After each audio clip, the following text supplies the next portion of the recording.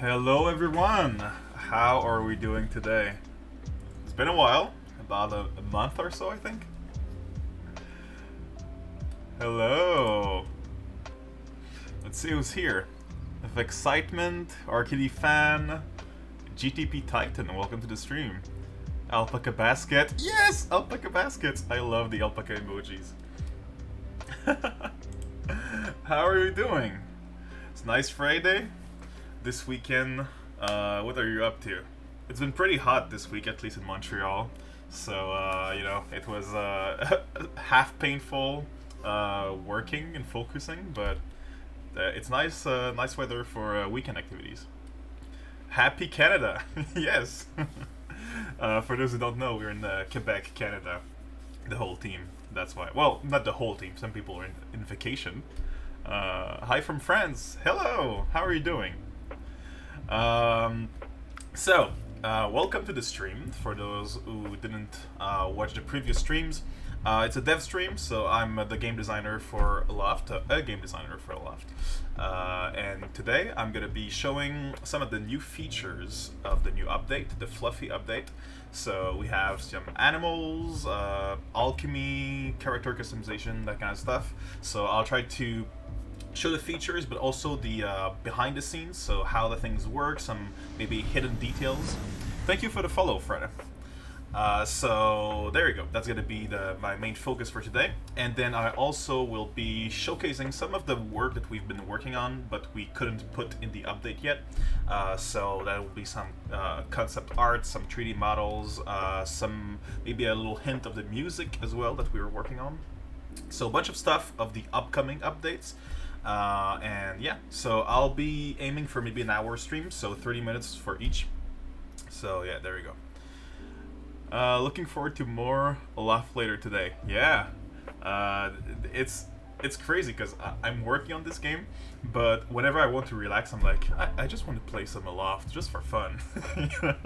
I don't know why. It's very relaxing to me.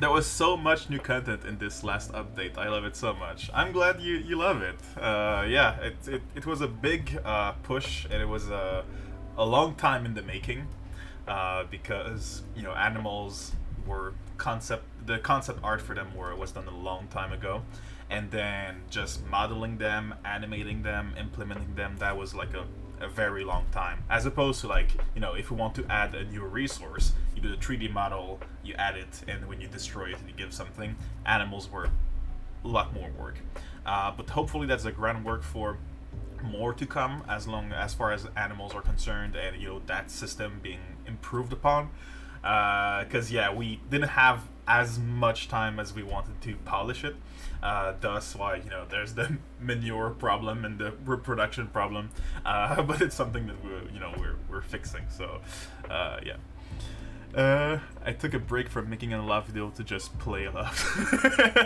That's cool. Would like to have seen what the previous build was like to really take in the changes that were made. I think you can go back to the previous build, if I'm not mistaken, because we wanted players to still be able to play with their old save. So the previous update implemented that function of going back one update. Maybe not. I'll have to ask Max, who is currently in vacation, so he's not gonna be joining the stream, I think, today. Add outhouses for animals, easy solution. Yeah, that would be very funny. I think you can get it through the beta part in Steam, if I remember. Yeah, I think that's it. I think that would be it. Alright, so should we jump into the game? Let's see. It's been a while since I've done that. There we go. Alright. So, I have a list of the changes here that I need to show you guys. By the way, do you hear the music? Is the music alright? Is it too loud? Not loud enough? Just making sure that I don't screw up my setup. How dare Max vacation when we need more Aloft content? I mean, he still works in the week. He just takes the Fridays off while he's visiting his family in the north, not north, but in the, I think, New Brunswick. I think that's where it is. Music volume is good. Perfect. All right, so we added character customization. So it's a first step. We worked a lot on the hair and beards and stuff like that, but we didn't have time to implement the scars and the tattoos yet. So that's gonna come later. So in the background section here, you see, we thought it could be cool to give you like a small starting perk based on what background you want to have. So what was your character before he came into the hurricane of Aloft. So that's gonna be coming at some point. But yeah, let's see. So buddy, we have a bunch of colors. We have a lot of buddy shapes as well. We wanted to have the character be strong, because they're a sailor. They need to be strong for living in that environment. But strength is not always like that build type that you see in the competitions, all that stuff. One of the strongest people you'll see on Earth have a lot of fat, and that they are in shape and very strong. And so we wanted to give like the representation of like what strength might look like based on different body types. So let's see. I'll take this right here. And yeah, I'll take the little dad bud.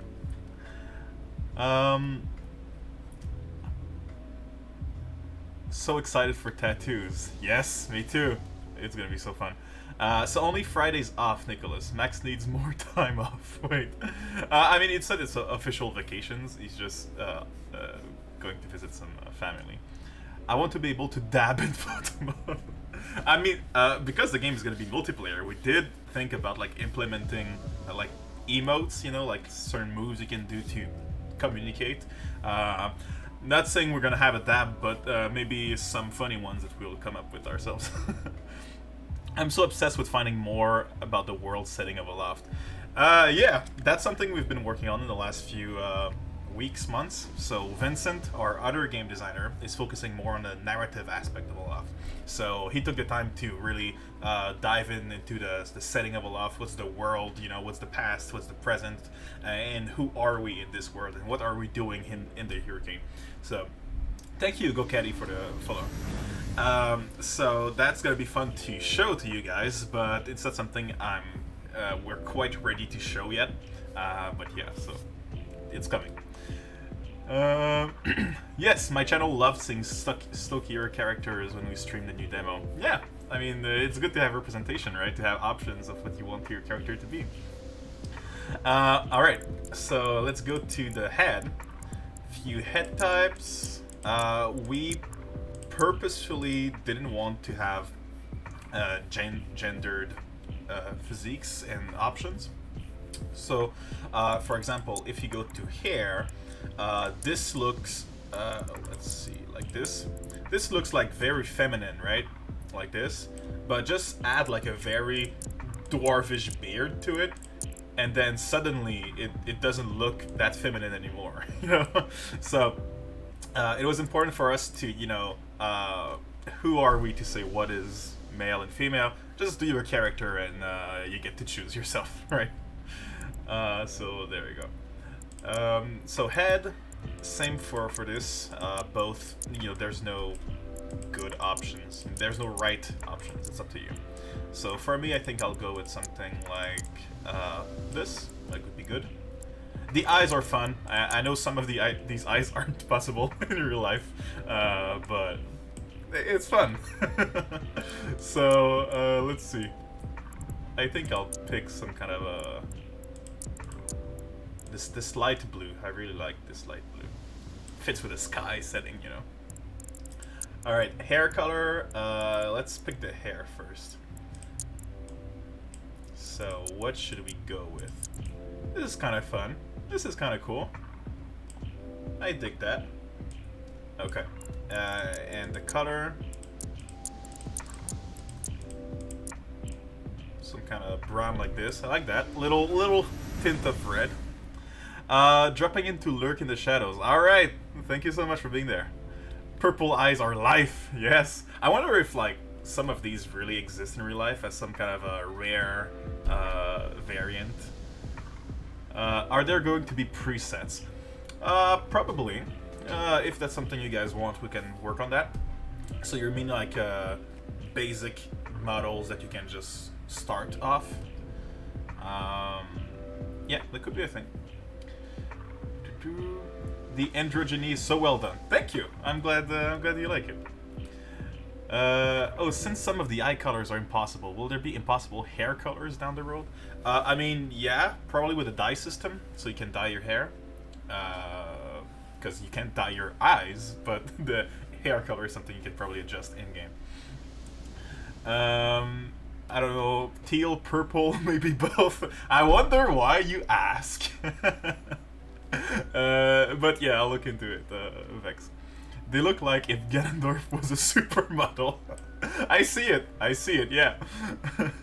I know you can select random and it'll touch someone convincing together, yeah. Well, convincing. It's gonna throw a bunch of options, but sometimes it's convincing. Okay, so let's go with the beard, the facial hair. So I do like some of these beards. Those are kind of cool. Let's match the two colors so it looks better. Yeah, I think I'll go with something like that. Then scars and the tattoos is not there yet. And we can toggle the clothes with E. Also, some people have been asking, you can rotate the character by dragging your mouse on it. There you go. Alright, so what should we call this character? Bruce Willis. That's I know that's not the answer to my questions, but I'm gonna take it anyway. That's Bruce Willis right there. Okay. No hair color is impossible. Agreed. Will there be a preset based on max? We should like make one preset per team member. That should be fun. That would be fun. Glass hair is so it has no color and alpaca can be wrong, lol. Glass hair? What are you talking about? Like, real glass? Okay. So, Bruce Willis confirmed. There you go, that's our character. We also have a new starting menu. So, you know, it looks a bit better than before. We still have to redo the whole UI of the non-inventory stuff, but that's looking a bit better. And you can see multiplayer coming soon. That's because we've been hard at work on multiplayer for the last few months. We hired Simon, who's working exclusively on multiplayer, because everything has to be synced, and we're getting very, very close. Like, we can jump in the game together, build together, sail together, fight together, you know, we can go into another world and import our island from a different world. So all of this stuff is possible. The only things that aren't synchronized yet is the animations of the character and the animals, like the new update stuff. So we're getting very close. Maybe in a few months we'll have a new demo update, maybe before Christmas, we're hoping. No promise though, so yeah, stay tuned. Once multiplayer comes out though, I want to play with a bunch of streamers, a bunch of players, so I might do some kind of dev streams where I invite people on my server, so or vice versa. That would be fun. I volunteer. Nice. Alright, let's see. Will something like helmets hide pass through, or will that be determined by player in options? Oh, I'm trying to, okay. Something like helmets hide pass through. What do you mean? Because we will have some gear, like helmets will probably be part of it. But the hide pass through, I don't quite understand. Maybe it's my limited English, sorry about that. Die hard mode, yes. When is custom clothing? That's coming probably a bit later. So, we will be working mostly on combat stuff for the next few months. So, you know, new enemies, new environments, the combat moves and all that stuff.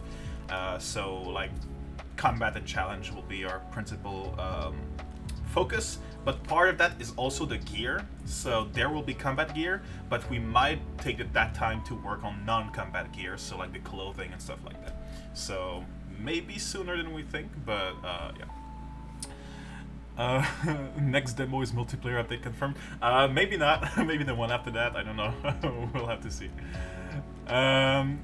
Sacrificial alpaca instead of lamb. Yeah, I like that idea. Well, the goat is still there too. We can sacrifice the goat. Don't sacrifice the alpacas. Will a helmet make it so you can't see the hair, or can the hair be seen sticking out or under the helmet? I guess that depends on the hair and helmet. We'll have to take it with our animation, Emma, our animator, to see what can be done. I just wanted to keep it, you know, looking great. That's all. Alright. You could fight with chairs and signs. Cellblaze is a build-craft game that had interesting combat. What the hell? Okay, so I'll keep going on with the demo. Oh yeah, by the way, your progression is now linked to your character. So if I bring this character into a new world, they'll have their inventory on them, they'll have their knowledge on them, so all the blueprints they've unlocked, all the recipe they've unlocked. That's a preparation for the multiplayer aspect, because we want the character and its home island to be like one package. And when you join a multiplayer server, you come with your character and your island into that world. That's because this is going to be P2P servers. So if I join my friend who's playing for a while, but then he stops playing, I want to be able to take back my island to a different world and keep playing, to keep working on my animals, my house, stuff like that. So that's kind of one of the reasons why. But now, yeah, these two are linked together. So if you create a world, that world is also going to be, you know, permanently affected, even if you change characters. Okay. Oh, Sunan is here. Hello. All right. So let's start a game. Create a new world. We'll call this Die Hard. Is there a pun we can do? Die Hard, die Earth. No. I don't know. Die Hard with a Vengeance. That's gonna be the word. The name. I don't care. Fly Hard. Okay, Sky Hard. Oh my god, guys. Fly Hard. I like this because there's a double. There's an innuendo there. Okay. So settings, we'll go into, we'll get a starting kit. No, should we? No, we shouldn't. Okay, so confirm, create map. So this is done. Alright, here we go, in the game. So, as you may have noticed, there's, oh, as you can't notice because of the position of my camera, let's see. Cam. Let's move it here. Does that work? Yeah, okay, there we go. So, there's now, over here, an introduction tutorial. This guy sucks at the loft. I've got like 20 bushes by now. Okay, so we have a tutorial now. Because we want players to jump into the demo as quick as possible. In the full release, maybe we will not have such a like hand-holdy tutorial, or maybe just have like a button to say shut up, we don't want the tutorial. But for now, it helps players, you know, get into the whole glider and exploring the world faster. So there we go. So now we collected the wood. Now it asks us for small stones, and it's gonna keep updating until we get to the glider part. Skip tutorial option. Yeah, that's gonna be definitely part of it. So because of the multiplayer aspect of the game, we want you to be able to like buy the game to play with your friends that are already playing, jump into the game and immediately start playing with them. Like, we don't like the idea of like waiting for a 10 or 20 minute tutorial, you know, before you're able to play and join. So there you go. The only thing I don't like is the new items recipe flashing. So they've always been flashing. They've always been there, but I can understand what you mean. So we're probably gonna add an option to disable that flashing while still having it being yellow in this menu here.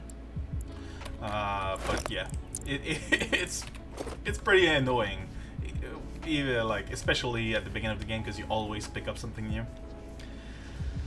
Alright, so now it says build a workbench, but you know, guys, we're not that stupid. We know that we kind of have to reach this knowledge shown here, so we'll build it here. I also love how the tutorial is really subtle thing. Like, instead of pause entire game, this is a rock, did you know you can pick up a rock? Yeah. It's just, you know, it's just a hint for people who struggle with what to do next. Alright, so let's craft a few things. 1, 2, 3, 4. I think that's how many we need. 1 for the axe, 1 for the pickaxe, and 2 for the sawmill. So this. There we go. Oh, and also, we have now storage for the cloth. So I don't know if it's unlocked right away. E. Okay, I thought for a minute my game crashed. Okay. So before we didn't, but now we have the cloth storage here, so you can put cloth in it. The model was ready before the previous update, but we just didn't have time to implement it into the game. So there we go. You have that now. There is a bug though. You can't put wool cloth into the wool cloth storage for some reason. Maybe that's been fixed since I saw that bug. But yeah, just be aware. The sawmill, it saws mills. Oh wait. Yeah, it's not as easy. Okay, let's see. The recipe unlock seems like it would get old, but it's really satisfying. Yeah, I agree. F, almost F. What? I almost died? What? I don't know when that was posted. Storage gets unlocked the second you gain the item, which I love. Yeah, you know, if you collect that item, you probably want to store it right away, right? The sawmill, it saws, I was able to... it's laggy when you hover over new items. Yeah, that used to be a Unity problem, but now it's like in the base game, so we'll have to look into that. Hi Nico, hi Coffee Queen, how are you? I was able to store wool in the wool storage. All right, so it's been solved. All right. Cool. So now back into the game. Let's crack open that cave right here, or we could, you know, do a big brain move and just go straight to the go straight to the stone. So like this. So stairs, long stairs, and as you walk, you place them.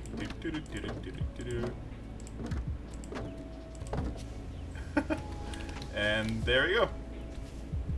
Skip the cave. Okay. And now I want my wood back because I want I want my refund. I'm a Karen. Okay, so that's done. What next? Okay, the sawmill. We put 1 wood. Enough. Then we build a workbench, the glider, craft. There we go. We finished the tutorial. Okay, so oh yeah, you may have noticed that now there's a bar when you hit with your tools. So at the bottom of the cursor, there's this little combo bar, and the combos have always been there since the first version of the game. So usually how it used to work was when the weapon flashes white, you click again. But now it's been replaced with this little visual indicator. Because people didn't really know that they were in the game, and it's especially useful for the building because when you build some frames like this, oh, whatever, like this, It's really long to do them one by one, but if you use the little combo, I messed up. I'm really bad. Okay, it does a bunch of it at a time, so that was a really bad example. But let's try again, shall we? Okay, so 1, 2, okay, it does all of them in a bubble. So that's useful for building. Same for the axe in combat. Sometimes you may want to like push people away with the wind thingy. So we added the indicator. Okay. I know some people don't really like it, like it's a bit intrusive for them. We tried to make it as unintrusive as possible, but we're probably gonna add an option to remove it in the menu, you know. Okay. Oh my god. Okay, so so many comments. I'll try to catch up with chat. Prime speedrun stats right there, y'all. Cave skip cannon, yeah. Clean them up.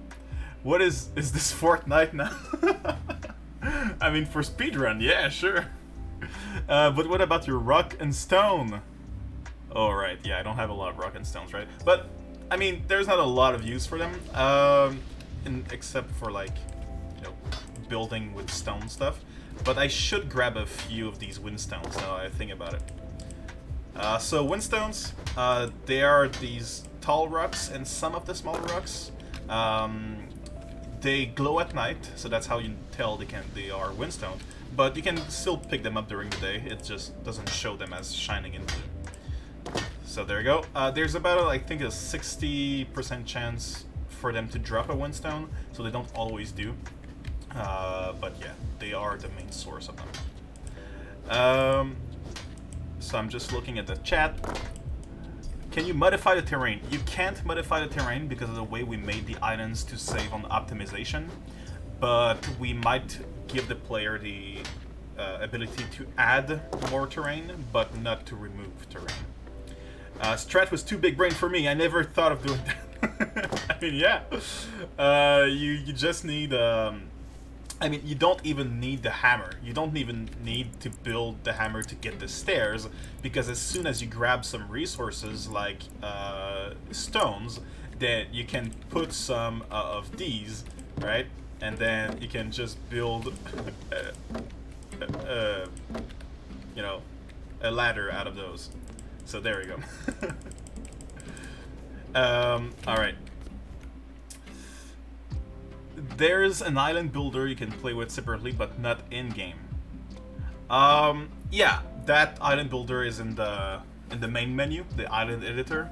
But yeah, you can do terraforming in-game. Are there any optimization plan? Yeah, definitely. Optimization is going to be a big part of what we do before release. We want to reduce it so much that you can sail the bigger islands without FPS suffering too much. There are new clouds coming soon. We've been working with Catalyst to have the clouds be, you know, volumetric clouds that look good and that can be modified to our desire. Because right now these clouds, you know, they're never like you're never touching these clouds. If you get close to them, they're just gonna disappear because they're just a distance decoration, you know. But we want real clouds with real rain, real thunderstorms, you know, and real thing that you can go like into, around, and just feel like it's part of the environment. But these new clouds are really less demanding on performance, so that's good. And also these trees are a placeholder. These are from the asset store, they're not our trees, and they ask a lot of performance. The new trees we make ourselves are way less impactful in performance. And one of the examples of that is these trees right here. The fir trees, these are our own, and they usually are less demanding. Speaking of these islands, the corrupted ones, combat is slightly more difficult now, so enemies will take more hits. So that was 5 hits, it used to be 3. and they are not stun locked anymore. So you can still stun them, but you won't be able to stun them on every hit, meaning they can still get a little hit or two on you before they die.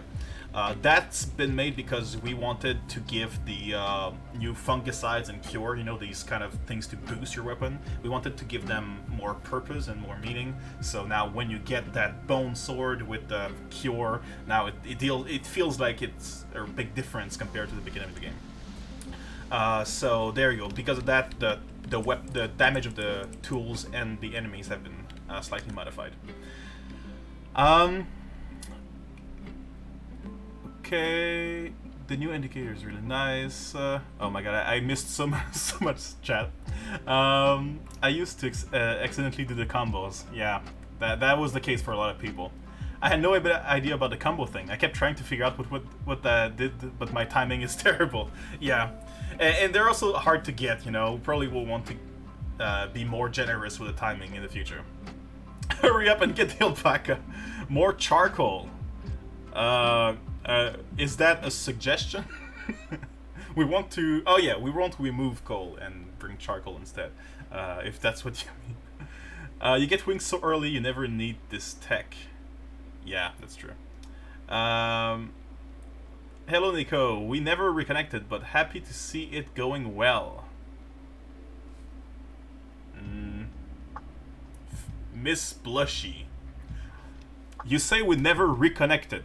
I'm sorry, I don't remember who you are, but it's glad to see you again. But let me know where you come from, and maybe my dumb brain will remember where we met.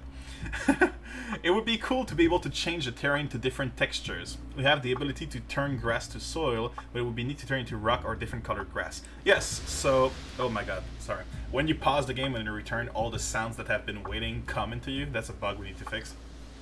But yeah, we plan to have this little feature that is, you know, maybe not going to be in the game in the end, but it would be nice, would be to, you know, make a path with a dirt kit and then be able to fill that path with different textures like rocks, so you can have a cobblestone path, for example.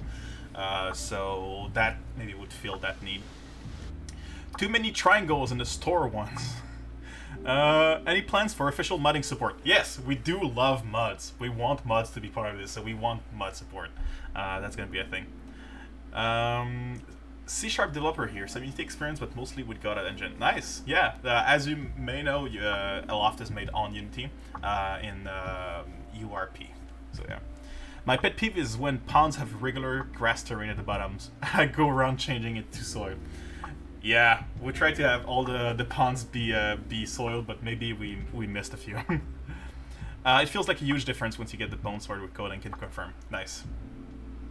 It's been hard for me to find coal or charcoal in the world. Oh yeah, they're in the caves, but there's not a lot of them, so you probably want to like hoard them when you see them. Eventually it's gonna be charcoal, so it's gonna be easy. You can do them at your fireplace. That's gonna be fun. There's a mod shout in the Discord that helps us all. Phoebe, the Ubisoft lady, we reconnected on a sponsored stream. No worries if you don't remember. Oh yeah, I do remember. Yeah, okay, yeah, it's been a while. My god. Nice to see you again. So is the game mostly in C#? Yeah, I believe it is, yeah. Torch is life when it comes to finding coal in the caves for me. Yep, it is. Alright, so let's destroy that node right here.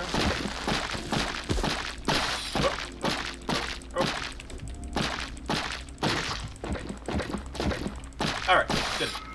So, yeah, these trees were the ones I was talking about. For our trees.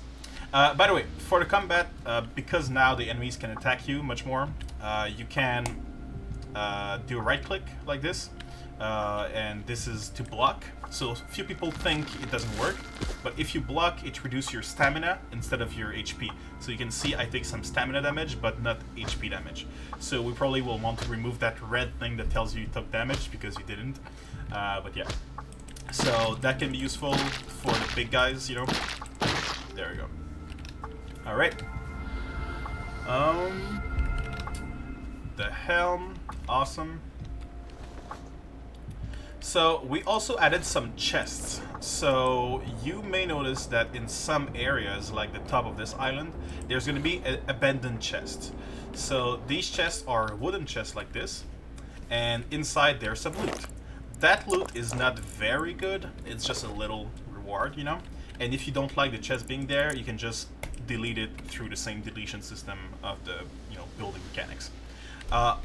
However, there's some hidden chests that are buried underground. You have to dig them up with a door kit, and that's something you might not know. So these buried chests usually have a little hint. When there's an island that's suspiciously empty, or if there are some weird stone circles, like fairy circles, or maybe a little plant or flower that's like alone and feels weird, you can try to dig with your door kit, and you'll often find something there. So a little trick, little hint for those speedrunners out there, or people who just want to get faster into a world. This island behind the starting island has a buried chest. So it's completely empty, but around here there's a chest.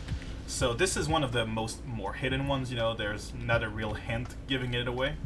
But let's craft a door kit to showcase that. So here we go. I need some rope. Just run rope. Rope is fine. Two wood, right? Let's take some wood. Alright. 2 wood, one of these, door kit, craft, and then equip. Okay. So, if you hit the ground with a door kit, eventually you'll find the chest. Lost chest, as it's called. So, these lost chests are stone chests, and they have very, very good loot. As you can see, we get a bone sword, we get 9 sharp bones, we get some sugar seeds, even though that's not a real thing. We get a bunch of linen, 27, a bunch of windstone, and some stones. So these chests are really good, and there are, I think, 1, 2, 3 of those in the starting cluster alone, and a bunch of them in other islands. Okay.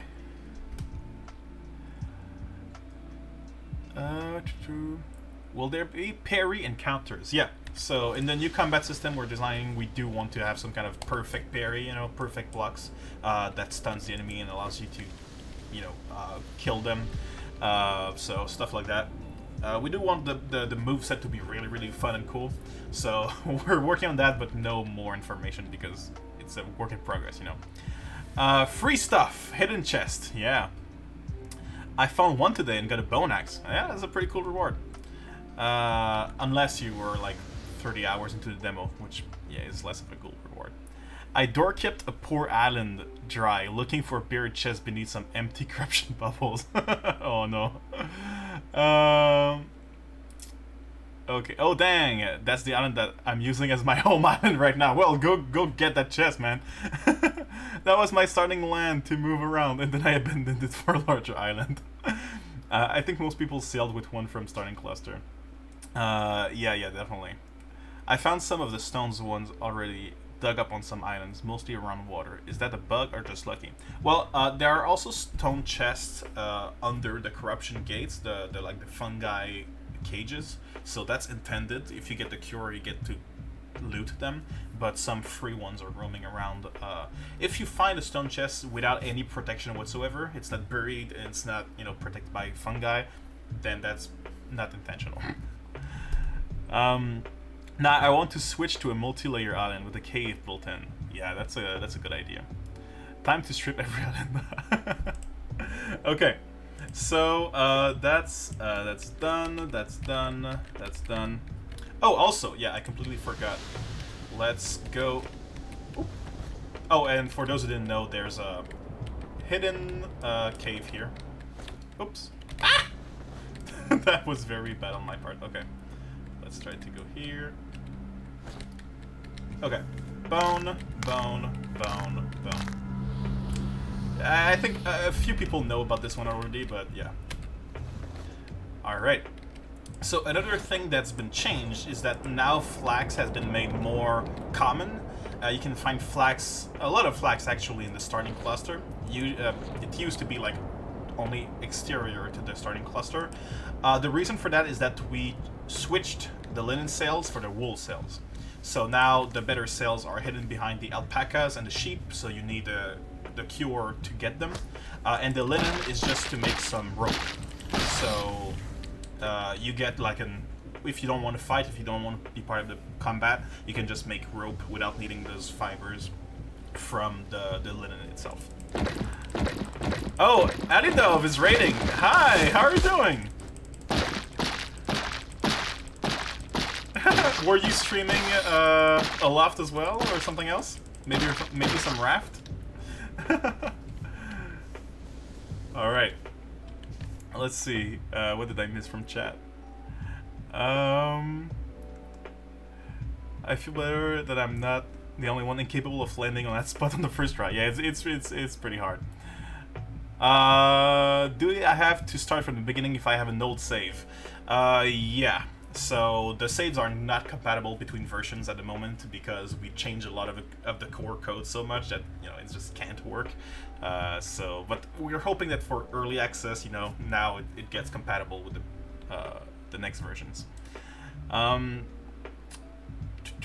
tend to build tiny homes in every survival craft game, as small as I can, aesthetically pleasing, including every crafting station I need. Oh yeah, your animals though will be in one pen. That's kind of that's kind of a shame. All right, let's see. Raft LMO, yeah, I figured. Will there be rain cloud catchers for water? Yes. So we do plan to have these kind of water catching mechanics. So one of them will be the dew catcher that catches the condensation from clouds, and you get water out of that. And that's going to be clean water, so you don't need to clean it. You can also catch the rainwater and stuff like that. So our intention is that any water you find just laying around on the islands is dirty water, but you can get clean water just from the the skies and your ability to catch that condensation. All right, let's kill this guy. Oh, okay, bye bye. So the flax. Speaking of the flax, there it is. So we have the new flax. Not the new flax, but the addition of the flax on the starting islands. And I should probably make a little sickle to grab that. Where would that be? Oh! What? That's strange. Okay, so just to let you know, on this island there's usually a fungi pod. Let me just kill this guy. Okay, so usually there's a fungi pod, and fungi pods you need to open them, and there's going to be either bones inside or a sick animal. So the sick animal, you need to find a cure, and then you can help them, and usually they are alpacas and sheep. But usually the pod is supposed to be on the corrupted islands, but that same pod will be just an animal if the island is not corrupted. But now there's a little guy here, meaning I don't know what happened with the pod, but this guy is supposed to be corrupted. Anyhow, we have a little tiny goat here. Hello. So you need to feed the animals to be able to tame them and for them to like you.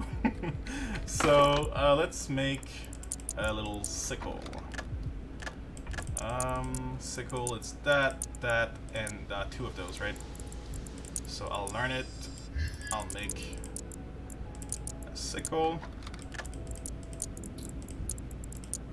Alright. And now, the sickle, you need to cut some of these tiny bushes. So, as you may see, those here grant small plants, which is a new resource. There we go. Small plants. And just bring 3 of those in a workbench, and you'll have some hay. So, small plant, small plant, small plant. Get some hay. There we go. That does come with a truff. I don't know how to pronounce that. Someone will have to help me on this. So let's see. Okay. So little animal, let's feed him or her. We don't know the gender yet until they grow up, because they look the same when they're young and teenagers. And the name generation is random. So we picked a list of names from online, and they just give a random name, regardless of gender. So you can have like a Matthew, and that's a female. We don't really know. Eventually, they won't have names when you tame them, but you'll be able to give them your own names. And when you try to give them a name, it will auto-suggest one of those names, but you can change it to something you prefer. So now Jared is a little fellow here that we can pet. Oh, and yeah, that specific animations of the young goats is kind of shifted to the right, so that looked weird. But there we go. Once they are tamed, you can move them. They will allow you to move them around. So, you know, you can move them like this. Hello there. And here's the thing about animals. They have 5 needs. So these 5 needs will determine how happy they are. And the more of these are, you know, fulfilled, the more resources they will produce. So one of them is food, so they need to be fed. So whenever you put a trough, they will go eat there to fulfill that need themselves. But if there's no food around, you'll need to manually feed them. The other need is water. Right now, that need is not implemented yet because there was a bug with the water being put in the feeders. But they need water as well. They have a social need.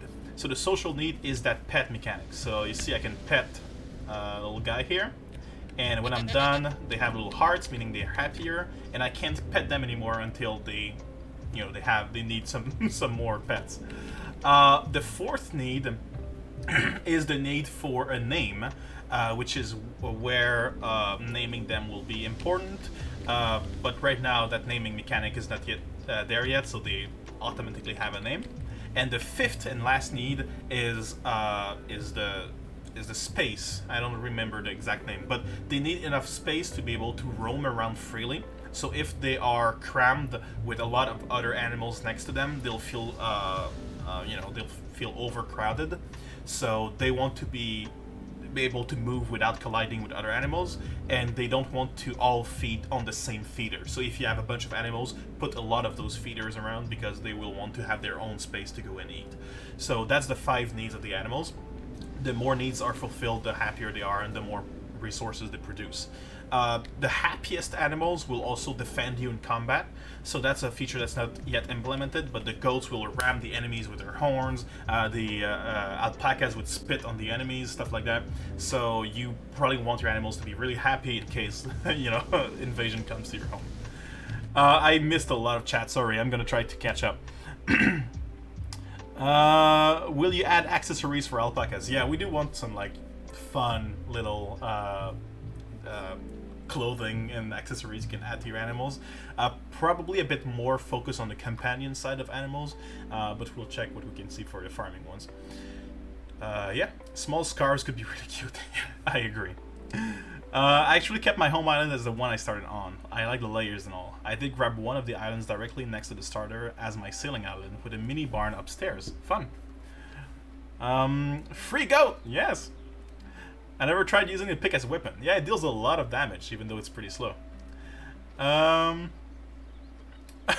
populated the world with goats, and now they're leaking into other gameplays. That's probably it, man, yeah. The little goat was done waiting and made the cure himself. Will you add in something specific to transport animals to your islands? Yeah, so the intended way, there's many intended ways. One of them... Oh, thank you for the raid, Neotino. How are you doing? What were you streaming just before? Let me know. So, yeah, we do plan to have a little different ways to move them. One of them is just, you know, build a bridge, bring them to your island. That's one of the ways. The little leash, we plan to have a leash to guide them with you to your new island. Stuff like that. Maybe we're gonna need a better way, because it looks like you know, not a lot of people enjoy building that bridge and bringing them. Usually what I end up doing is just building a permanent bridge, so I just have a bridge sticking out of my island, and I use that as like my docking station, you know. But yeah. Truff. Okay, thanks for the pronunciation help, guys. My pheasant hen is named Charles. I like it. How to move them from island to island? Yeah, that's the thing. You need to just grab them, build a bridge, or just put your island under and then move. However, there's a little bug that you can exploit for the time being. If you die, you will come back to your home island with the animal. Meaning, let's try to build... Oh, go down, little guy. Okay.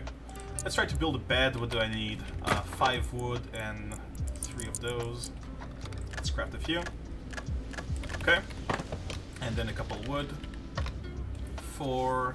Need 1 more. There you go. Oh. Alright, so let's make that my home island. There we go. Where are you? Jared? No, come back. Okay. So, if you jump, when you hit the ground, you will respawn back to your home with the animal.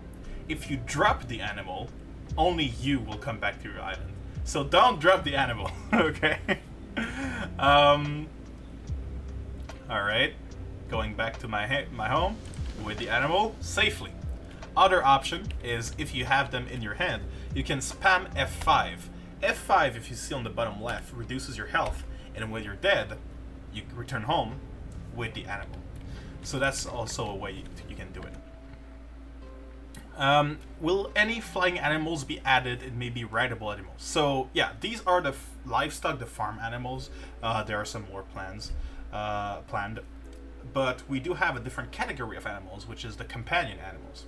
And these animals, you can tame them and they will follow you around and they will give you a little advantage. They can probably have a little feature that will help you or give you bonus, or they have a little behavior that helps you. These animals will follow you in one of 2 ways. Either they can fly, so when you glide they follow you with their wings, or they are small enough to fit into a little pouch on your side, so a little satchel that you can carry them with you. Rideable animals, maybe not. First of all, because there's no real need in this game. The only rideable animals that could really serve real purpose would be the flying rideable animals. So we'll see if that's going to be a thing. Maybe a companion animal that's a little on bigger size, but they can fly. We don't really want to delve too much into the fantasy aspect, not dragons or wyverns or stuff like that. But maybe, maybe we'll find something.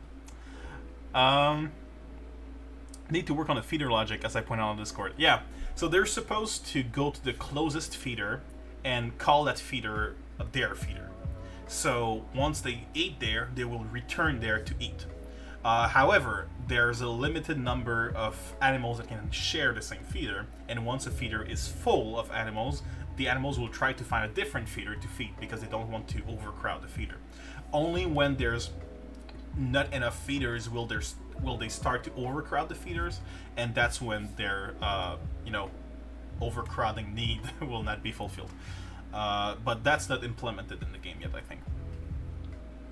There's some concept art for companion animals. Yes, and I will share with you in the next hour of the stream some extra little ideas we had. Okay, I moved mine by moving the island. I want to move below and then jumping. Yeah, that's what I do too. I high-key am awaiting the turtle buddy. Yeah, so turtle buddy, the leviathans we call them, they are a lot of work because they need all the other systems in the game to be implemented to work. They're like the culmination of everything. So we did like the first one, like the 3D model and stuff like that, but it's not ready to be like part of the gameplay. So maybe eventually we'll just add it flying in the distance, just a cool little visual. But that's probably gonna come later in development. Yeah, okay, Abyss Method for the win. Yeah, having dogs or cats will be neat. Yeah, that's part of the companion animal stuff. We do want to shine a light on some exotic animals. some animals we don't really see often in video games, just for fun. But a variant of a cat and a variant of a dog is planned. No thoughts at empty full sand. Aloft. Oh, you were streaming Aloft. Nice. I really need to catch to chat faster. I'm getting like behind. Just move the island. Regarding clothing, something that might be cool is just having different colored colors. Something, maybe some with bells. Yeah, that would be great indeed. And the colors, by the way, is gonna be how you name the animal. So you add a little color, and then they have a name, and you're probably gonna be able to change that color. Yeah.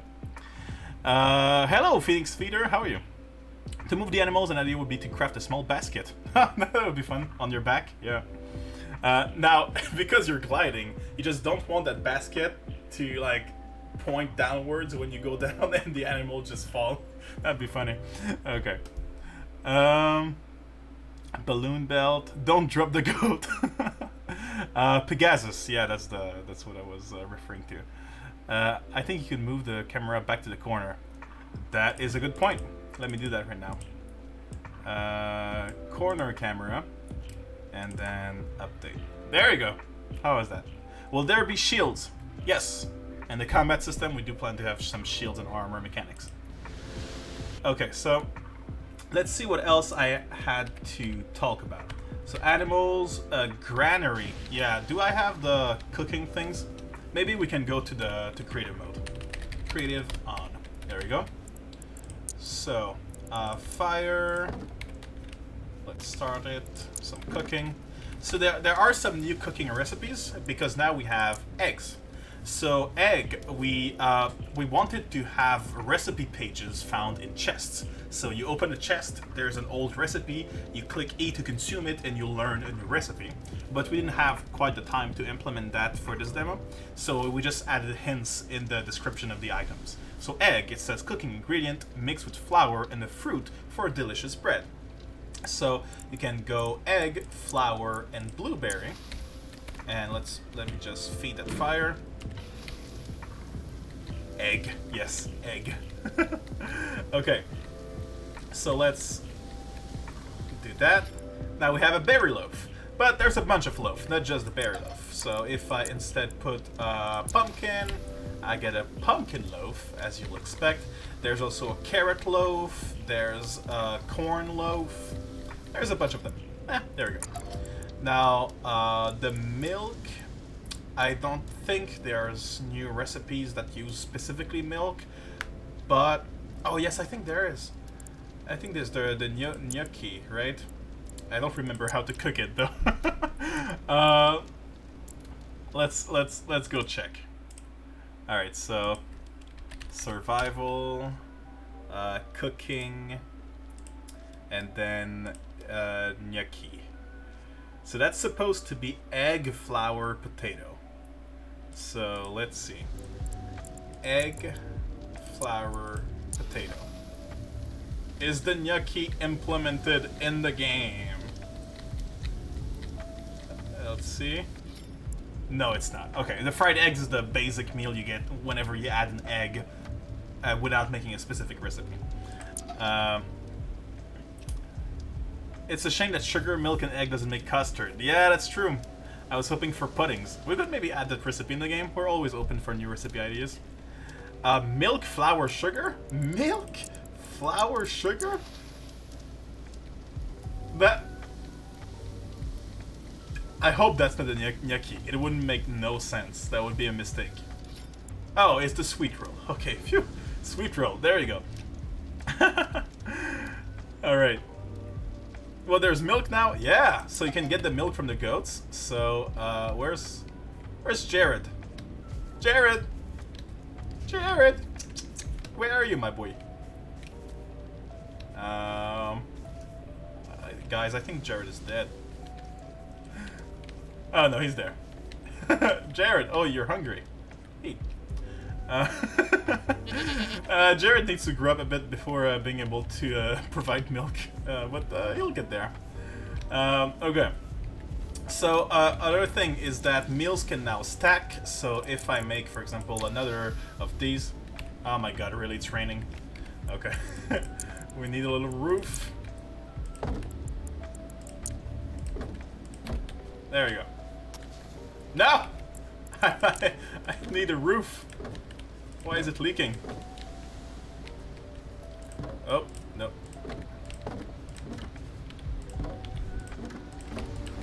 Okay, and now... Yeah, it works. Okay. So, you need to build it, noob. Okay, okay. I get it. There we go. Okay.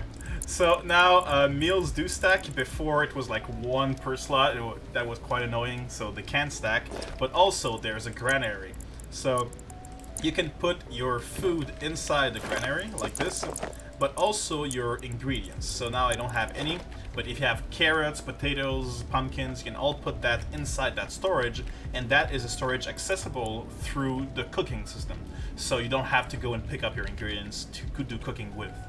So that's pretty useful. Alright, let's see. So that's done. There we go. There are 4 loaves: berry, carrot, corn, and pumpkin. Yeah, exactly. And there's an apple loaf when apple will be implemented. I have like 7 goats and never knew, well, that they give milk. Yeah, that's the main use they have. They're not just for manure. I love the mini games integrated into some of the work tables. Yeah, we hate games where you just have to wait. We always want to keep the player engaged, so mini games were a way to, remove the boredom. Thank you, Ravenite, for the follow, and best one yet, as well. The sawmill minigame is my fab. Yeah, it's really cool. What's planned with clay and what with cotton? Okay, so clay is upcoming.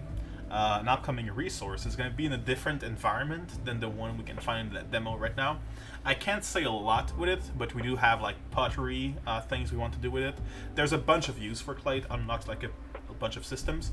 But like that's something that I'm not allowed to disclose as everything related to the new environment and the clay and all that stuff that is part of it. Will there be cheese and butter? That'd be fun. Butter is definitely going to be a thing. It's used for some recipes. Cheese could be a fun thing to do. And cotton, by the way, cotton is going to be a very late game fabric, and it's going to be like the last upgrade for the gliders, the bed, the sails, the windmills, all that stuff. Like the cotton is going to be the really good one. Does that mean that there will be different biomes? Yes, a bunch of them. They're very long to do, so we will implement them as time allows.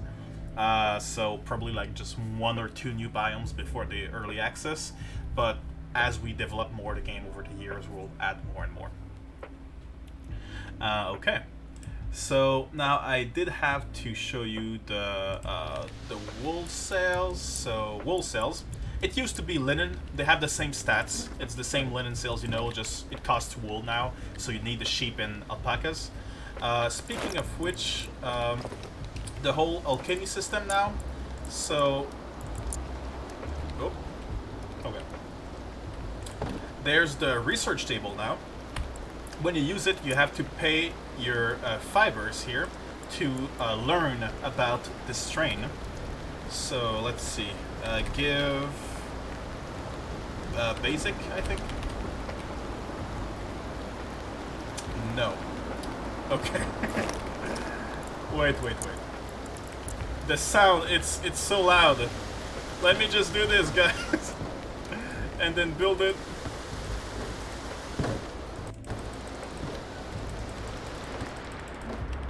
Okay. Whew.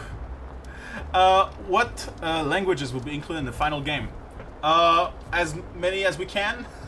French and English for sure. We want to work on Russian and Spanish and Japanese, but we'll see what we can do.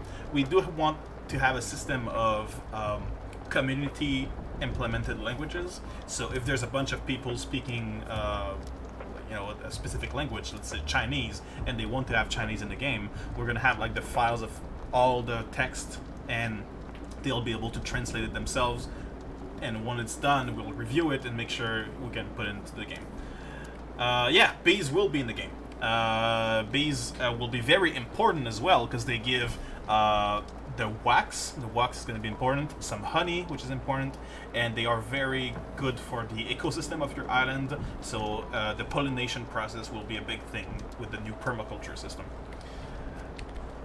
That's a new feature as well. So when you have a full inventory, they drop on the ground like this, so you can pick it up later when you have space.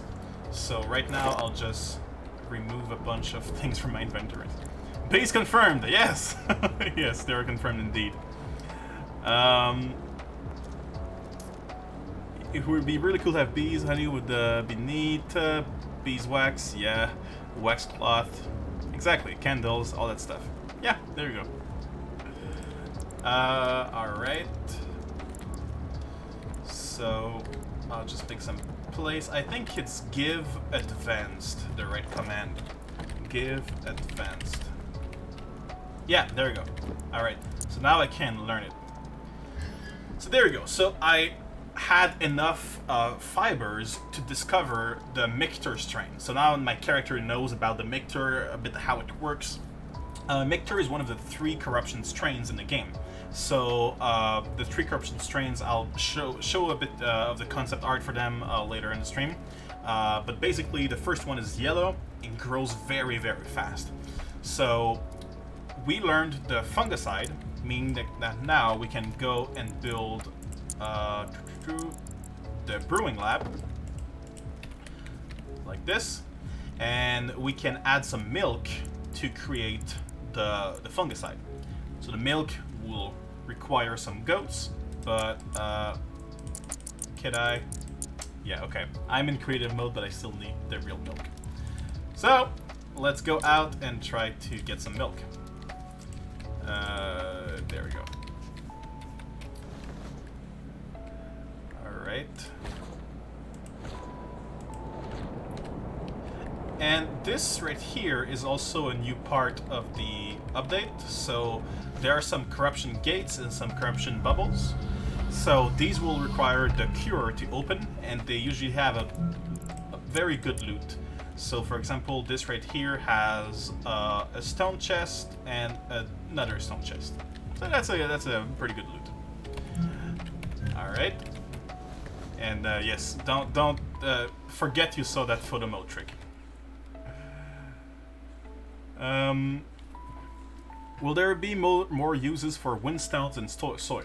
Yes. So eventually, soil won't be a thing. When you hit the ground with your door kit, you'll get turf, and turf is how you'll make the roofs.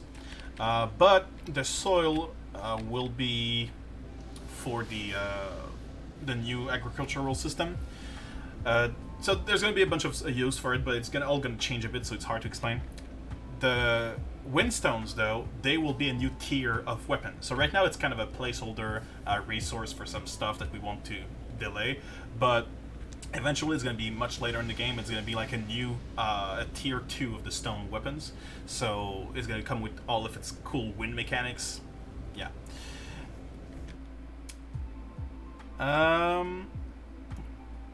Are the different strains going to be related to different environments?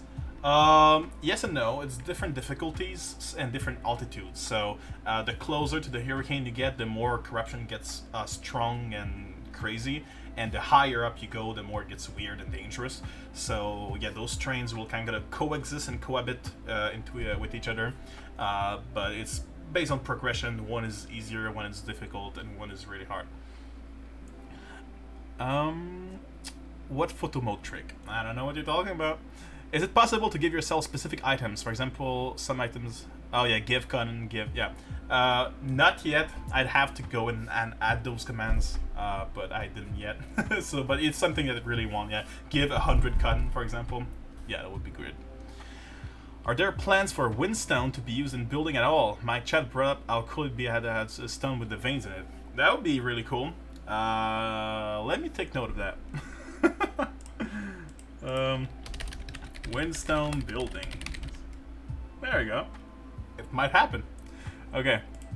I want to make little houses for my bees. Yes, it's gonna be part of it. Making your own. What's the word? Apiculture, I think, for the bees. Okay.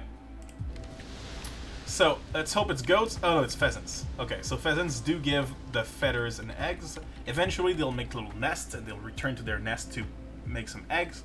And some of these eggs will hatch into the babies, and some of these will be unfertilized eggs. So the blue ones are unfertilized. You can take them for cooking, and the brown ones will hatch into those pheasants. So here you go, little pheasant. We need the grain to feed them. The grain is simple. It's any seed in the millstone. But at the start of the game, we don't have a millstone, so it takes a while before you get to tame those. So I was hoping for goats, but not to worry, there are some other goats up here. Yeah, pheasants are really cute. We wanted to have like the classic, you know, milk, eggs, and wool, but not the sheep, chicken, and cow. So we went with pheasant, goat, and alpacas, and yeah. Alright, that's a male, sadly, and those are very young. So thanks for the manure, but no thank you. There's another island that could have them, which is right here. Let's see. No, too young once again. But that's a teenager, so maybe they'll grow. Okay, so the manure, by the way, for those who don't know, in the compost bin you can scroll down. Okay, and when you scroll down you get the manure, and each manure gives 3 soil. So that's like the most efficient way to make soil is through the manure. You can use a command. Oh yeah, by the way, Willem von something. The names are not associated with the genders, so there can be an Anthony that's actually female. That's why. But you need to look underneath. If there's an some teats and shorter horns, that's a female. I'd rather pick up the manure with the shovel than my bare hands. Gotcha. Note taken. Okay. There's a command. You can use a command. Which command? Oh yeah, to summon animals. Yeah, spawn animals. You're right. Hello. They're all they're all inside of each other. But there you go. So there's one of each. So here's a baby llama. Hello. Teen llama. Not llama. Alpaca. Sorry. This one is the male sheep with the horns. This is the female sheep without the horns. That's a teen pheasant. That's a female pheasant because of the pink, a male pheasant because of the red and blue. Those are both teen goat because I think they grew or something. That's the female goat. So you can see there are some teats underneath, and there are some shorter horns like this. So the female goats. Less popular spin-offs of Teen Wolf. Yeah. Okay, so let me craft. Yeah, this right here, and this right here. So equip. When you have here. Bucket. Sorry, I had a brain fart. When you have a bucket and there's the bucket icon on the goat, it won't appear, by the way, if you don't have the bucket. But if you have a bucket and the bucket appears, it means there's milk to gather. You can just click and it will give you the milk. Don't press E, it will just pick up the goat. Just click and it will give you the milk.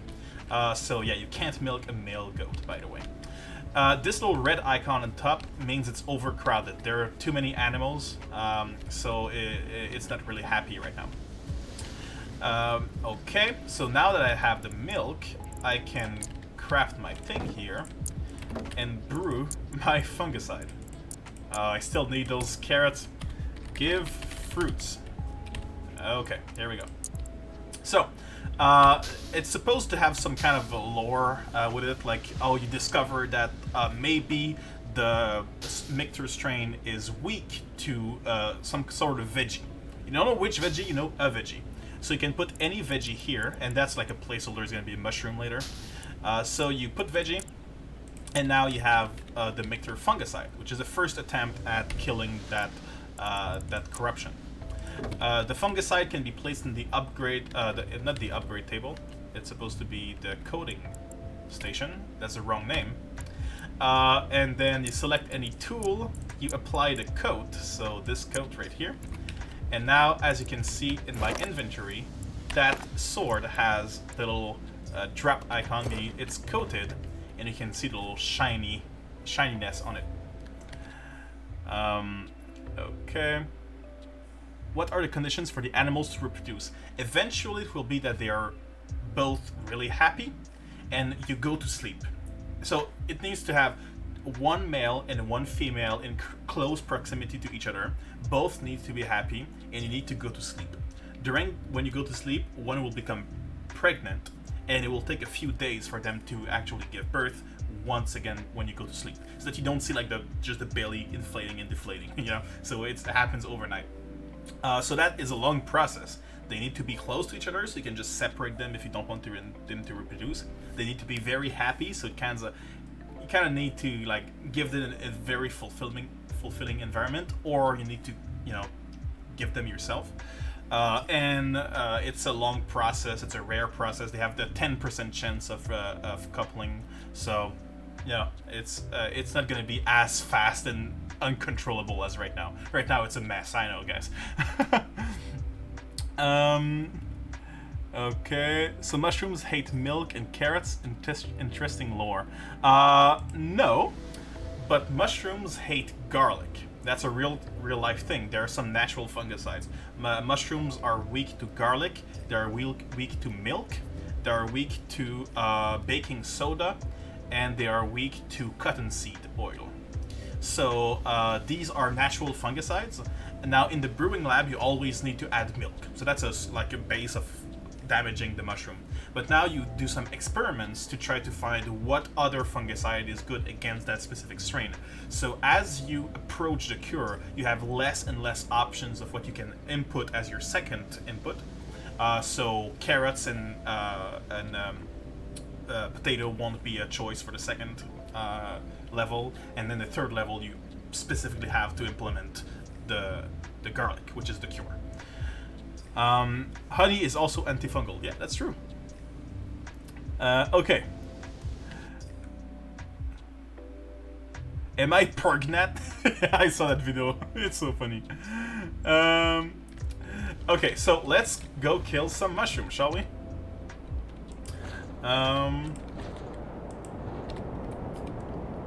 Alright, let's go here. So now, whenever I kill an enemy, you'll see that I get intact Mictor sample. The reason it's intact is because my fungicide didn't do any damage to it. The sample is intact. It's not the cure. It doesn't work, you know? But it's a sample. I can go back and analyze how it impacted the tissue of the mushroom and get some more information. So let me just kill a few of those. Alright, 2 more samples. Let's trigger some mobs. Oh, hello. Please don't kill me. Okay. And there we go. So, I got a bunch of samples. Now, if I build my research lab, you can see I have 9 out of the 30 samples I need. Eventually, once I get all the samples, I learn how to do the antidote. And the antidote, the information that comes with it, it's not just a veggie, it's a white veggie. So now you have the choice between the mushroom or the garlic. And once you gather enough samples from the fungi, the antidote, you learn the cure, which the information is it's garlic specifically. So that's how the research works. You just have to go hit some mushrooms with your coated weapons, brew some more, and then eventually you learn the cure. Once you have the cure, you can open those gates. You can save those animals trapped in pods. So I think this island has some pods, so I can show it to you, and then we'll go to the features for the next updates, because I think we'll have shown everything that's in the new demo. All right. So let's do this.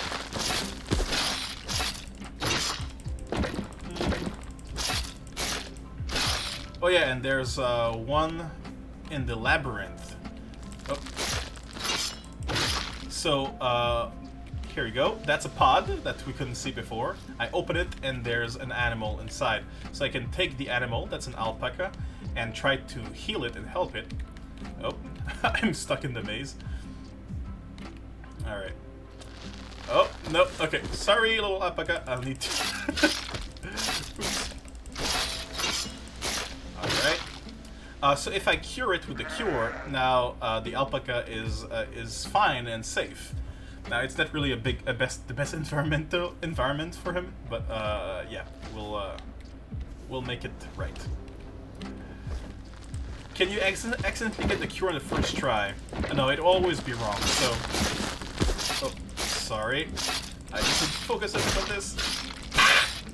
Okay, I'm dead.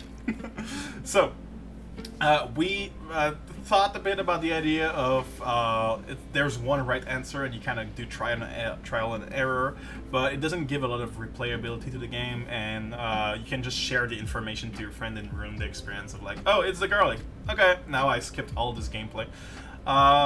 So yeah, it's just your character has to learn it through analyzing the strain and making experiments. So yeah, if you use a garlic on the first fungicide, it just makes a fungicide. Okay. So now, it is the fourth item. It could be fun, yeah. Okay, so that's done. That's done. That's done. So that's the full new features of the new demo.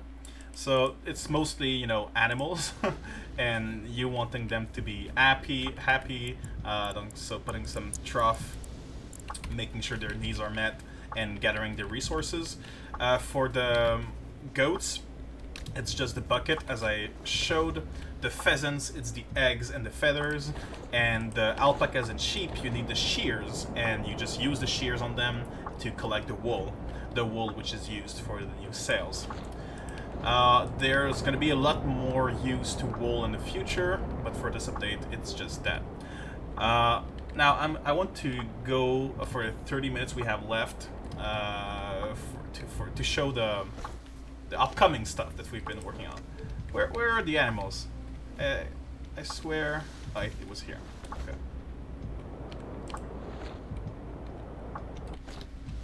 All right, let's showcase the shears. Oh, that's not my animal. I need to feed it so it loves me. And then, boop, there you go. Some wool, and it's naked now. So there's that. Okay. So, let's go to just chatting. Here we go. I'll save and quit. Okay.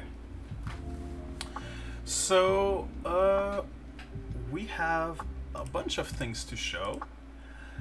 Some of them I can't show you.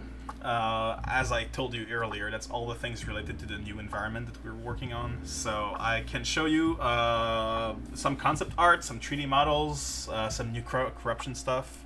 Let's do it. Oh, I can also share with you a sample of the little music.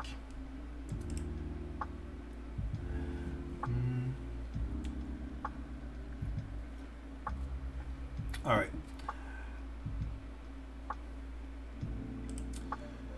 Let's go to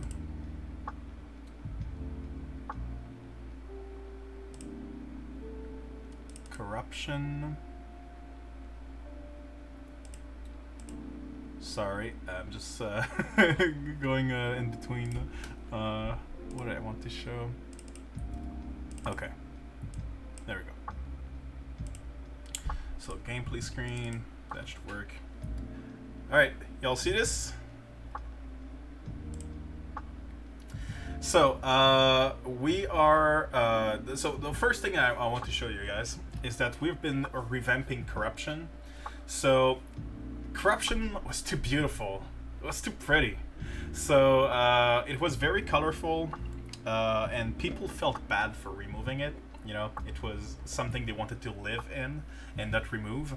So we said, you know what? This is supposed to be a feel-good game. So what about the thing you remove is actually super ugly and disgusting? So you feel good about removing it, and you feel like it's the right thing to do, right? So we're reworking corruption to be like the antagonist of the game and really feel like the opposite of what the player wants to achieve, which is symbiosis with the ecosystems, and living with the nature, living with everything, having a good relationship with each other. This is going to be the opposite. So it's parasitic and very, very bad. So this is the new basis of corruption. So you can see the color palette is more dark, but this also means that there's going to be something added on top of that environment, because that's the base layer. So the ground is dark, there's some purple, orange, and yellow a bit around, a lot of spores, a lot of gooey stuff. But on top of that, we will add the features of that specific strain. So if there's an island infected with the Mictor strain, as you saw, the Mictor is yellow, there's going to be a bunch of big mushroom features that are yellow, and all some cage structures, some bunch of mushrooms, yellow mushrooms growing. A bit like the corrupted islands right now have those big orange mushrooms, oversized stuff. Well, all that's going to be added on top of that, depending on which strain that island is infected with. So that's the basic color palette, right? It would be cool to have potted samples of the fungus so you can decorate with, but it's contained. So there's something called the Mycosis terrarium. So I showed it in the previous dev stream. Basically, we don't want players to force players into combat. So the samples right now can only be obtained through combat, but eventually you'll be able to grow your own corruption terrarium and test your fungicides and your antidotes on it. So you will be able to gather samples from that over time. So it's kind of a farming. You farm those samples without having to fight. But that can also be used for decoration if you want. So there's that. Will islands get reinfected by the corruption? Yes. So corruption will spread from the world, from island to island, through those corrupted storms that will infect the islands. It can also invade your home and your animals and your crops. So if your animals or crops are exposed to that corruption and those spores, so they might get reinfected, your crops might die, you might have your trees infected, and you might even explore your island or your cave in your island and be like, oh shit, there's a node here that grew because of how little I cared, and eventually if everything spreads too much, there's going to be enemies spawning, and all that stuff. So that's one big system of how corruption moves and spreads, and that affects everything in the game. And there's going to be a bunch of reward for doing the opposite. So if you push back corruption and strengthen the ecosystems, so if you plant more trees, bring some animals, bring some flowers, bees, that ecosystem as a whole is going to be stronger against the corruption, meaning it will less likely get infected. And if you're able to strengthen the whole sector, those kind of stone tablets on the table map, that sector will have a good symbiosis level, that we call it. And that means that endangered species of both plant and animal will come back. So new animals will spawn, new rare plants will spawn, because that ecosystem is thriving enough for these species to come back to life. So that's kind of one of the features of the symbiosis system. Next we have, that's supposed to be, Okay, so it will alternate between enemies and environment. Okay, so that's the Mictor, one of the Mictor visual language. So Mictor is basically the first string. It grows really fast, and it has like tendrils and a lot of mushrooms. So that's the guard. That's the guard you know. It's not going to be blue anymore. It's going to be yellow. And that's the basic enemy, you know? They can hide, they can punch, that's it. And they're just meant to be like, you know, meat for you to slice. But the other enemies are much more difficult to fight and much more interesting. Here's the corrupted forest. So you can see on the trees you have some goo coming out. That's, you know, just another corrupted environment. So there we go. That's the Sportux. So Sportux is the second strain. That strain is all about spores. So when you kill one of those enemies, it releases a bunch of spores around that deals damage. So you have to have a spore mask. You can create a spore mask and add filters to breathe through that. Or you just, you know, get out of there and try to to be careful where you walk. The Sportux environments will be full of those dangerous environmental dangers, you know, like spore-releasing mushrooms. So you have to be careful about that. Yeah, so there you go. And they also leave a spore trail behind them. So that's Sportux strain is very orange. Brown and orange is kind of the main colors. And the Sportux guard can actually use its cap as a shield. So it will try to shield itself from time to time, and if you hit that shield, it releases spores, so you better not hit it and try to find a way to dodge or to wait for your time to strike. Every corrupted item is a Halloween event. Yes. That's a meadow, corrupted meadow, same thing once again, some more corruption stuff. Yeah. Are there going to be ranged weapons? Yeah, bows and arrows, some siege weapons as well. So yeah, some ranged weapons indeed. But your moveset as a character will be ranged as well. So you know in those games when you charge a strike and you can do a heavy blow? Well, in our game, if you do a heavy blow while looking at an enemy in a distance, you'll leap towards that enemy really fast. So you can kind of travel long distances and even reach enemies in the air by leaping towards them. Stuff like that. You can do some up strikes, you know, like the uppercut of Doomfist in Overwatch, stuff like that. Will your island get attacked? Yes, if you go into regions that are dangerous with spores, you can get invaded by some enemies. But if you stay in the outer ring and in safe space, we don't want you to get invaded if you don't want to. So it's kind of dangerous environments with high risk, high reward, where you can get attacked. Yeah. All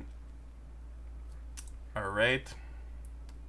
I do kind of like the psychedelic rainbow colors of the current corrupted islands. Yes, we'll still have some kind of that confusion and that weirdness going on. But yeah, that was a tough choice for us to move from the colored to the more dark. Siege weapons like catapults, like ballistas, cannons, like cleanse cannons, wind cannons, stuff like that. Bunch of stuff to attack from a distance. Yeah. Now the Fulgate is the third strain, and don't worry, Excitement, we'll have the VOD and also on YouTube as well if you want to catch on. So the Fulgate is the third strain. So that strain is very difficult to have those spikes, you know, and those dripping of hot goo. And that one leaves a trail of hot lava, hot goo all around. And those environments are scorching hot. So if you go into Fulgate Island, you need to be prepared with your clothing and with your gear because you are going to be burning. So it's a very, very dangerous environment. These are fast, they deal a bunch of damage, they have a lot of AoEs.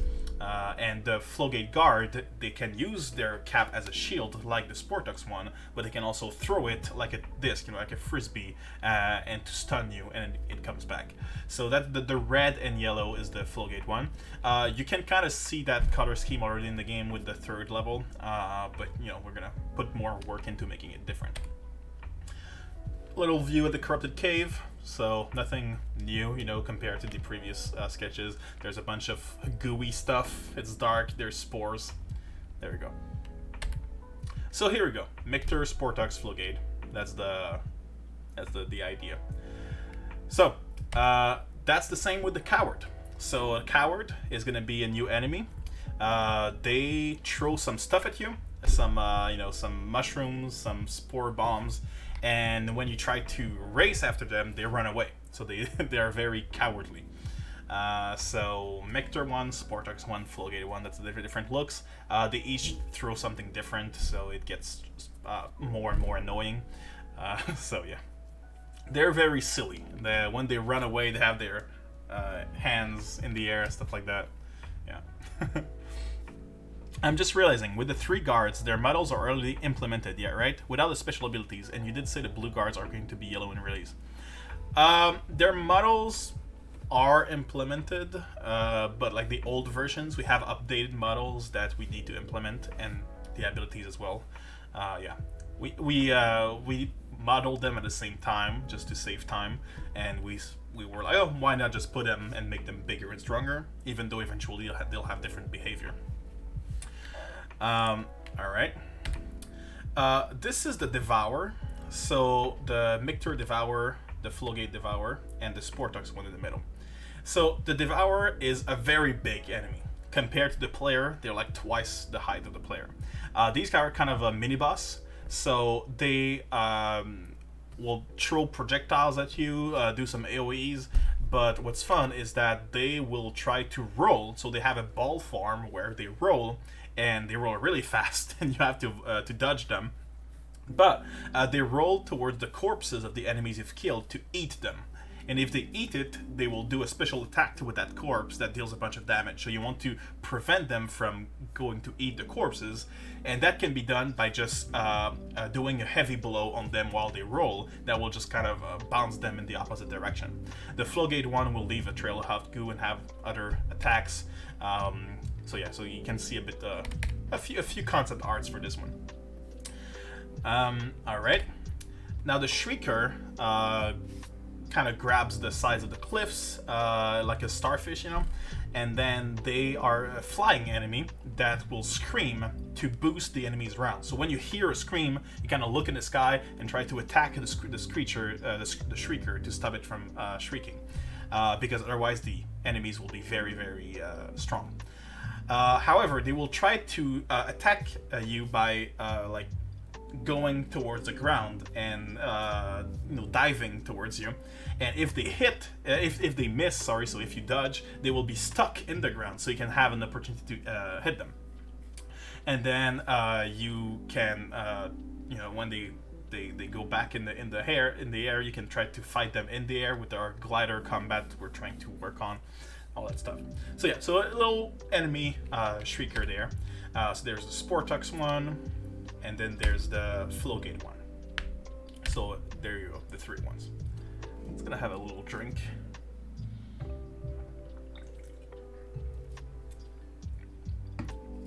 They look so grumpy.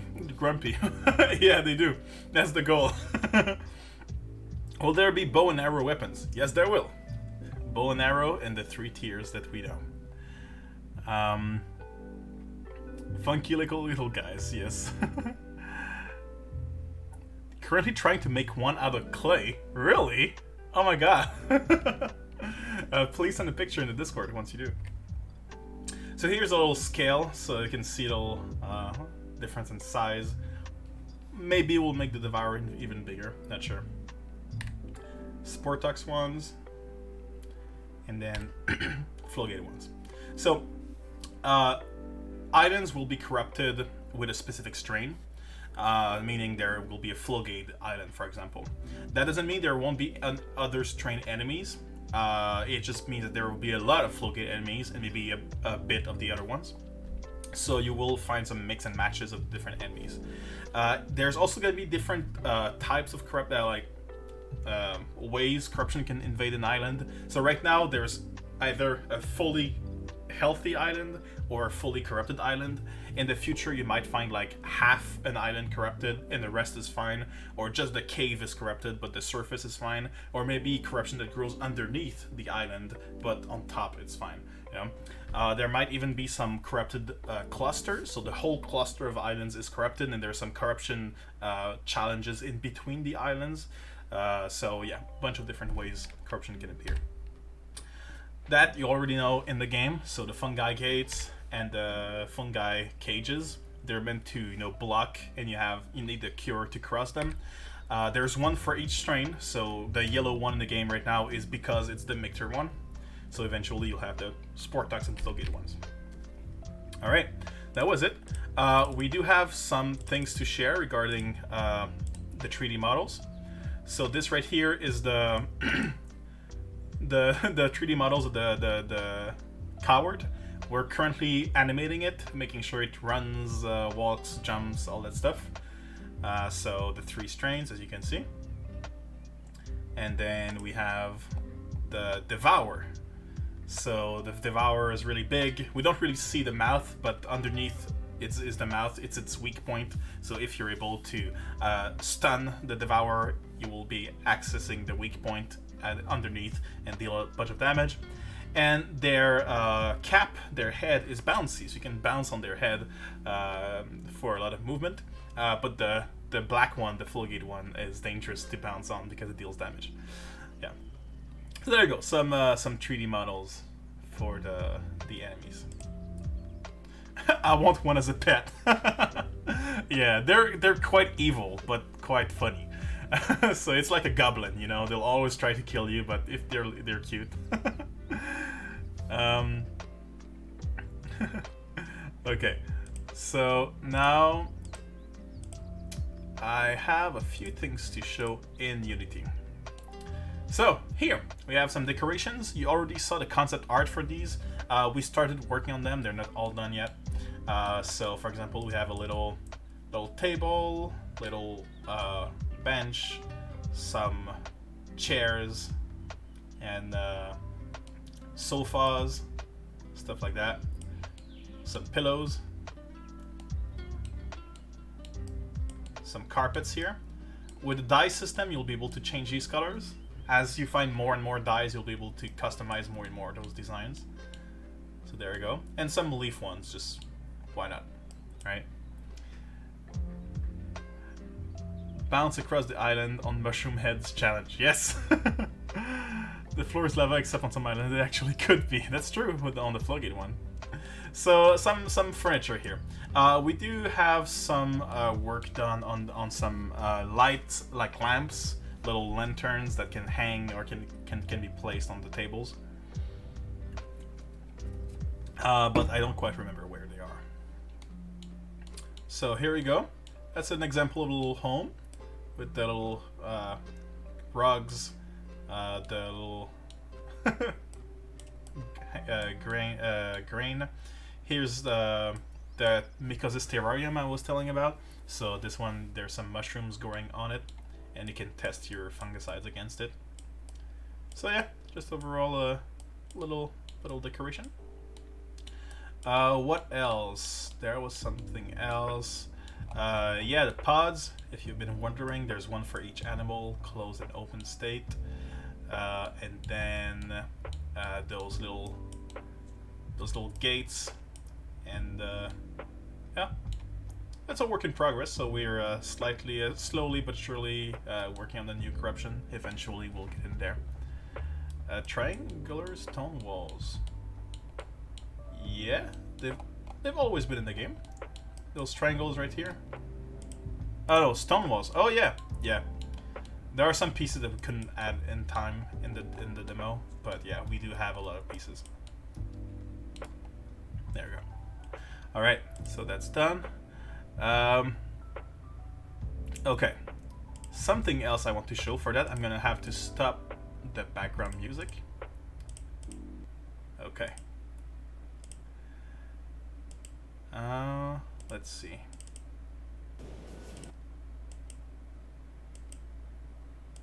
Okay. Let me just close the little this. Okay. So, can you hear? Could you hear the music when I was showcasing the decorations and stuff like that in the monsters? I'm just wondering if the desktop audio is heard. Yeah. Okay. Can you be able to use shroom restrictors on Island Creator? what does that mean? If you explain, then I will probably be able to answer. Will there be a way to get seeds for the little glowy plants, just as like a decorative plant? Yeah, sure, maybe. Why not? If you want to plant this one, I could definitely, yeah.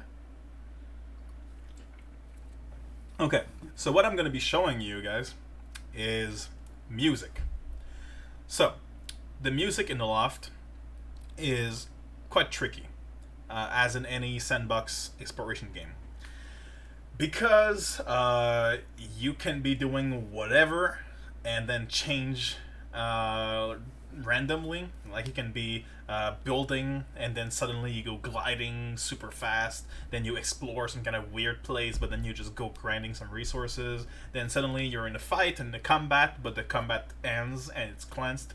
So it's difficult to have like just tracks, just like songs, playing, because it kind of needs to adapt to you.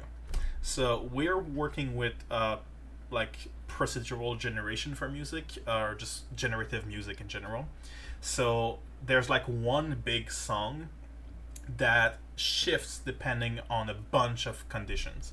So it shifts depending on time of day, activity you're doing, the weather, what you've been doing before, how long you've been doing that thing, and all those things. So the goal is to have a music that always feels like it fits with what you're doing, and we obviously will want those moments of silence to make the music be more, impactful.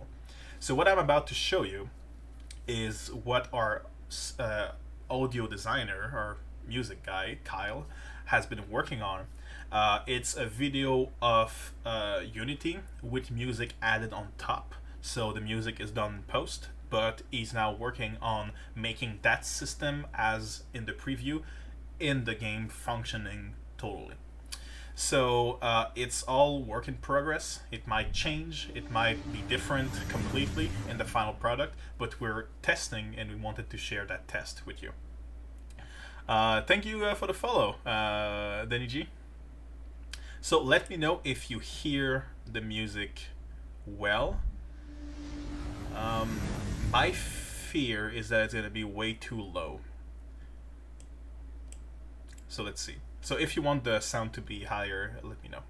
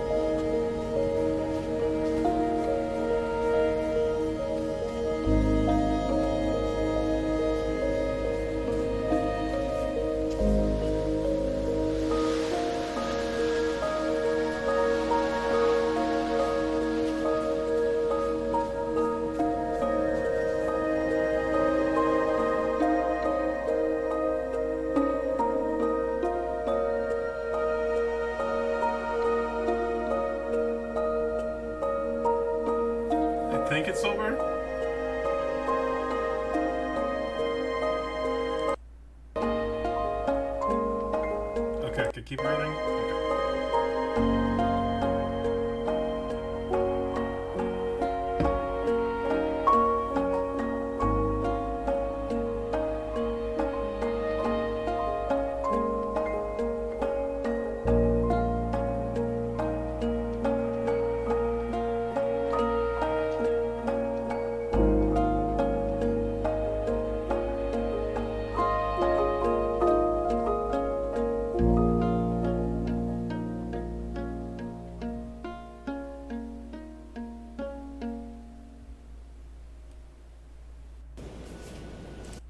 All right.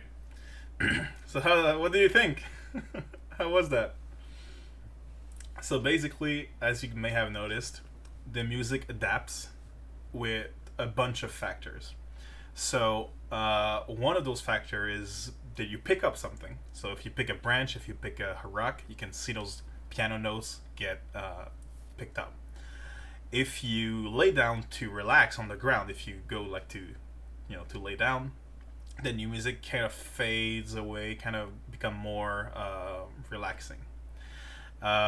If you go and glide, those kind of gliding strings come in, but they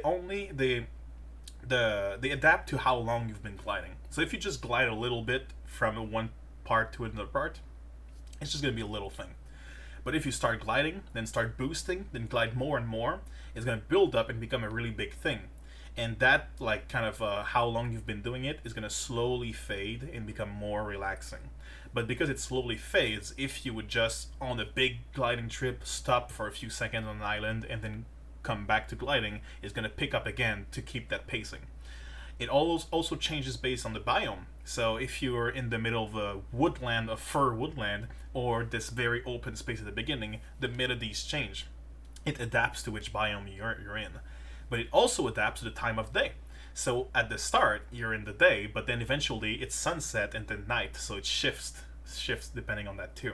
So there's a lot of variables going on here that makes it adapt to a bunch of situations. And that preview is only exploration, glide, and rest. So that's the three activities: resting, gliding, and exploring. The more we're gonna add combat, sailing, building, farming, all that stuff. So eventually, it's gonna be this huge bank of variables that makes the music very alive. That's a neat concept, really good. I have to check the VOD. You couldn't listen to all of it. Yeah, definitely check the VOD. It's worth it. Super neat. I'm really excited to see this implemented. Yeah, me too. So I'm really excited for the rest. Hopefully, in the next few updates, maybe we'll have some music, at least like a base layer of what we want to do. It's a lot of work making generative music, much more than just making specific tracks. So it will take time to like correctly implement and have all those variations that will make it exciting. So yeah, there we go. So that's pretty much it. There's a bunch of things that I wish I could show you, but I can't. And there are some things that I could show you, but I think I want to wait until there's like I can tell you more, because there's a bunch of design stuff that I could just tell you verbally, but I think